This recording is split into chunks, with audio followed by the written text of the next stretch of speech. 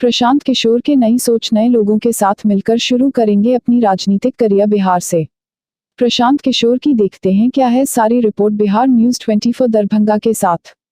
मिथिलांचल के दौरे पर आए प्रशांत किशोर आज दरभंगा पहुंचे। जनसुराज की सोच के साथ लोगों से किया जनसंवाद। दरभंगा में पत्रकारों से बात करते हुए प्रशांत किशोर ने सही लोग, सही सोच और सामूहिक प्रयास को विस्तार से समझाते हुए कहा, हम 2 अक्टूबर से शुरू हो रहे पदयात्रा के माध्यम से बिहार के हर गांव, प्रखंड में जाना चाहते हैं और हर घर का दरवाजा खटखटाना चाहते हैं, ताकि समाज को मत कर सही लोगों को चिन्हित किया जा सके। ऐसे सभी सही लोगों के माध्यम से हम बिहार के वास्तविक मुद्दों को समझने का प्रयास करेंगे। सही सोच का अर्थ है बिहार के विकास के लिए प्रयास करने की सोच, और इसके लिए जब तक सामूहिक प्रयास नहीं होगा, कोई व्यक्ति या कोई दल अकेले बिहार को आगे नहीं बढ़ा सकता है। इसलिए सामूहिक प्रयास की आवश्यकता है। इस पदयात्रा के बाद बिहार के समग्र विकास के लिए 10 सबसे महत्वपूर्ण विषय जैसे शिक्षा, स्वास्थ्य, सड़क, रोजगार आदि पर एक विस्तृत ब्लूप्रिंट जारी करेंगे और उसमें सिर्फ समस्या नहीं गिनाएंगे बल्कि उसका ठोस समाधान भी बताएंगे। ये पूरा ब्लूप्रिंट जमीन पर लोगों से बात कर बनाई जाएगी। इसके बाद भी अगर कोई व्यक्ति इसमें कुछ सुझाव देना चाहते हैं तो वो भी दे सकते हैं। मैं उनके यहाँ जाऊंगा और उनके माध्यम से छोटी छोटी गोष्ठियों में कुछ लोगों से संपर्क, उनसे परिचय और उनसे संवाद का काम किया जाएगा। 2 मई को जब मैंने घोषणा करी थी तो उन ऐसे लोगों की संख्या जिन्होंने अपने यहाँ मुझे बुलाया था या जिनके यहाँ मेरे टीम के सदस्य गए थे, ऐसे लोगों की संख्या 17.5 से 18,000 मैंने बताई थी। आज वो संख्या बढ़कर करीब 75,000 की है। करीब 75,000 लोग ऐसे हैं बिहार में जिन्होंने अपने घर, अपने ऑफिस, अपने गांव, अपने पंचायत, अपने शहर में बुलाया है, इनवाइट किया है कि आप आइए और बताइए कि जनसुराज में आप क्या करना चाहते हैं। इसी संदर्भ में मैं हर जिले में जा रहा हूँ।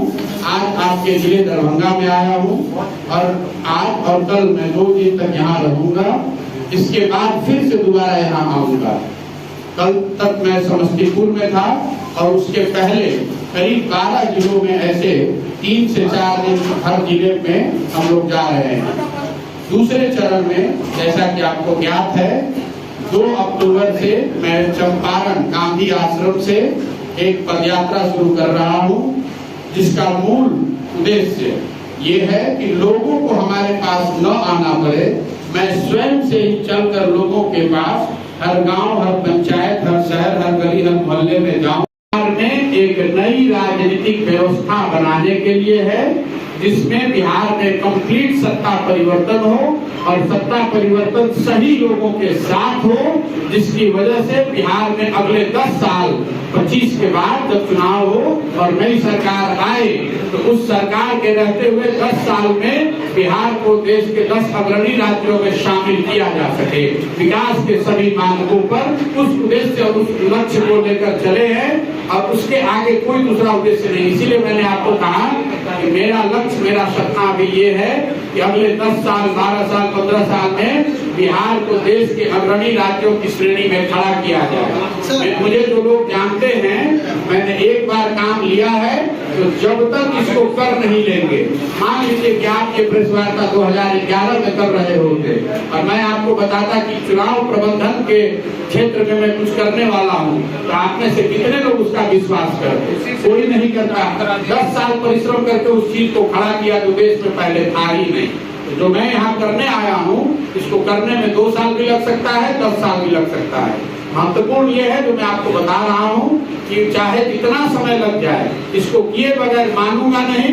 ये संकल्पित होकर आया हूँ और मुझे लगता है कि मेरे दिमाग में इसको करने का एक खाका, इसके लिए जो व्यवस्था बनानी है, इसके लिए जो प्रयास करना है, उसकी एक समझ है और उसको मैं ईमानदारी से करना चाहता हूँ। समय आगे बताएगा कि इसमें कितनी सफलता मिलती है और नहीं। बिहार सरकार पहले तो शुभकामना दे रहा हूँ और जैसा मैं पहले भी कहता रहा हूँ, इस सरकार के बनने के बाद आप लोगों में से ज्यादातर लोगों को ज्ञात होगा कि 2012 से बिहार में जो राजनीतिक अस्थिरता का दौर शुरू हुआ है, नरेंद्र मोदी जी के राष्ट्रीय राजनीति में के प्रादुर्भाव के बाद से 2012 से बिहार में एक राजनीतिक अस्थिरता का दौर शुरू हुआ है और 12 से 22 के बीच में 10 साल में ये 6वीं सरकार है।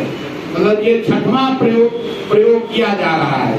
हर बार जब प्रयोग होता है ऐसा ही लगता है कि यही प्रयोग सबसे सफल होने वाला है, लेकिन पिछले 10 साल का अनुभव ये बता रहा है कि इन सारे प्रयोगों के बावजूद बिहार में जो स्थिति थी वो पहले से खराब ही हुई है।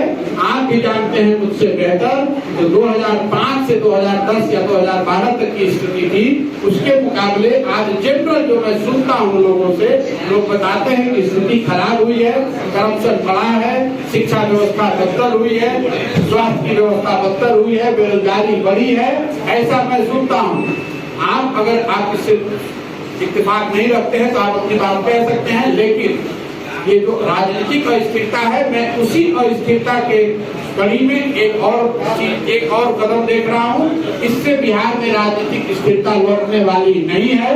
इसीलिए मैंने अभी एक प्रेस कॉन्फ्रेंस में कहा, जिसको मीडिया ने चलाया है, कि मैं ऐसा समझता हूँ कि जो अगला विधानसभा का चुनाव होगा वो आज के महागठबंधन और जो उनके विपक्ष में बीजेपी वाले हैं, इस फॉर्मेशन में नहीं होगा। इसमें अभी बहुत कुछ चेंज होना बाकी है। उसको देखिए, समझिए और फिर देखा जाएगा। लेकिन इतना तो मैं आपको दावे के साथ कह सकता हूँ कि 7 दलों के महागठबंधन और जो सामने से बीजेपी है, उस फॉर्मेशन में अगला विधानसभा चुनाव नहीं होगा। उसमें अभी बहुत फेरबदल होना बाकी है।